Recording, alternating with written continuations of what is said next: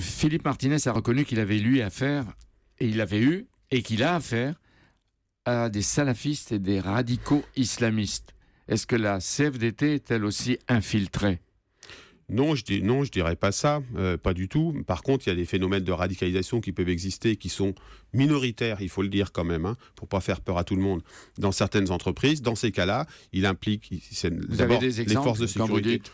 Non, on a cité les exemples sur la plateforme de Roissy, on a cité des exemples dans les entreprises de transport ici ou là, mais il faut le dire, dans ces cas-là, c'est d'abord les forces de sécurité qui doivent opérer. Il y a une responsabilité de la direction. C'est-à-dire qu'il faut le dire aux forces de sécurité. Mais vous savez, quand on parle de radicalisation, on parle de faits illégaux.